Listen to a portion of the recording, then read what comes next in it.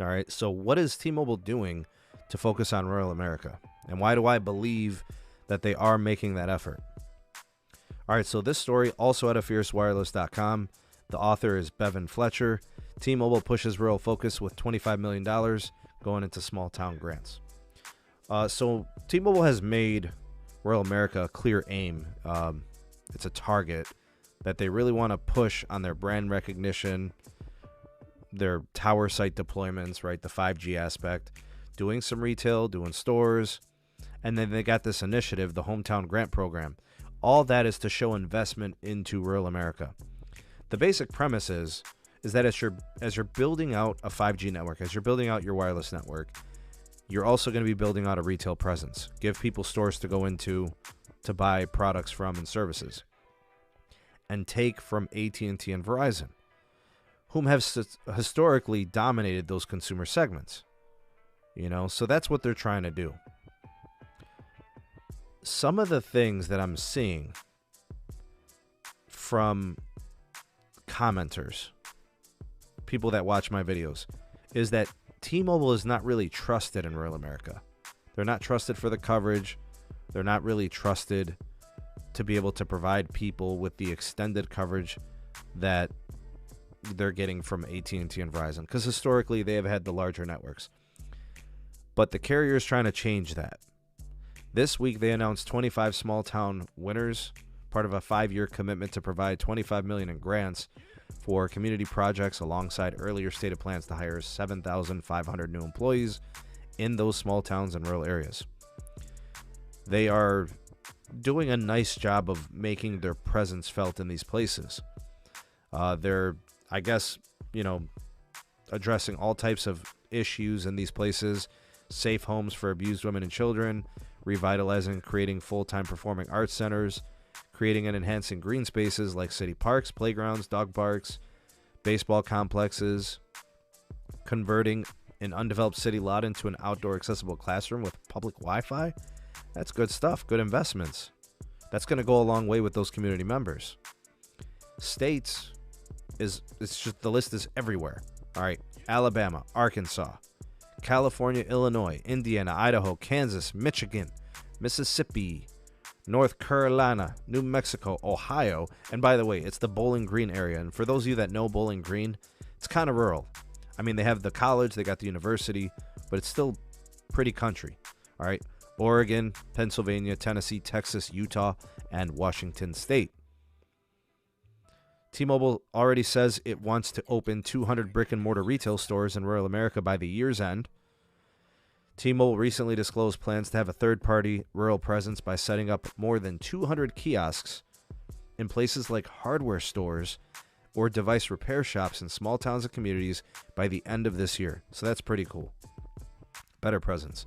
That's interesting. I think the kiosk approach in random retail shops is kind of interesting. I wonder if that's going to catch any traction. It could work if the employees are local, they work at the stores already, and then you just train them and give them access to systems so they can do activations. That way you don't need like dedicated management teams. You just kind of like have like sales associates and customer care reps. And then it's like faces people know because those people work at the store already. And they're shooting for over 400 total new rural locations between the kiosks and the actual brick and mortar stores. As for the job commitments, this one's kind of interesting. I remember looking back at the whole like merger fallout. T-Mobile fired or laid off like 6,000 people. So they want to, I think, hire like 7,500 new workers. That would still only put them at plus 1,500. They're going to come up short, so I'll talk about that in a bit.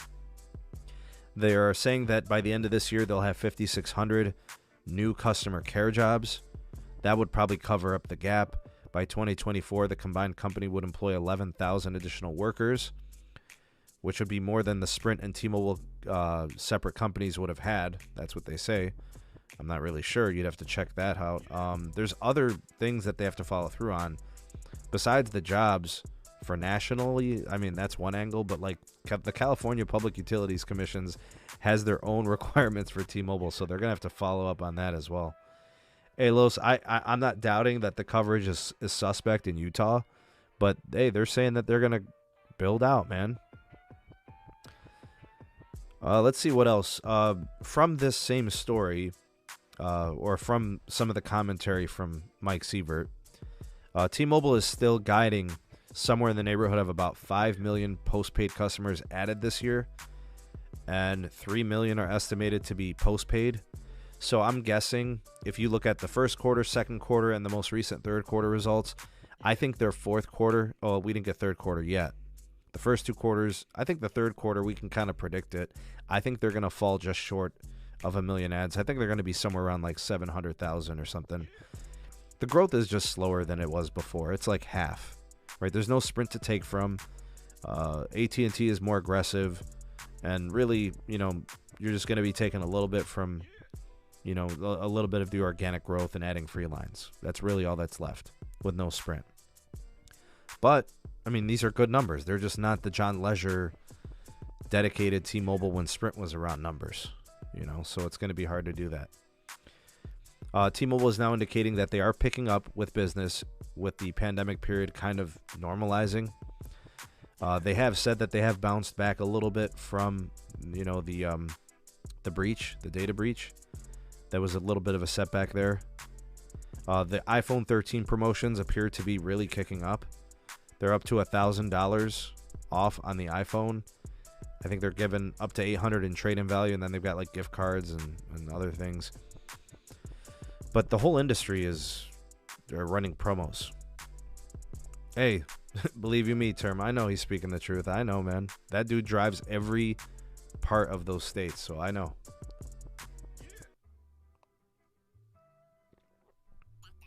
Anyways, their T-Mobile's focus is to get people in these 5G phones. They want to start moving the network ahead. They want to, get as much spectrum on 5G as possible. They want to get more people on these newer phones, get them on these wider channels, and have those people enjoy their experience. So that's kind of the bulk of what Mike Sievert was speaking about at that investor conference. And I think what he's trying to do is he's just reassuring investors that T-Mobile's in the lead and they're going to stay in the lead and they're not going to relinquish it. They're working on their brand recognition and their reputation. They're aware of it. It's something that they're focusing on. And I think they've done a good job of it, honestly. Sneed Bakery with the T-Mobile kiosk. Wouldn't that be incredible, Alexis? A T-Mobile kiosk inside of a bakery. Interesting. I mean, who knows? Hey, sky's the limit. You could put those things anywhere, right? They put them in shopping malls, right? Freaking food courts and all that.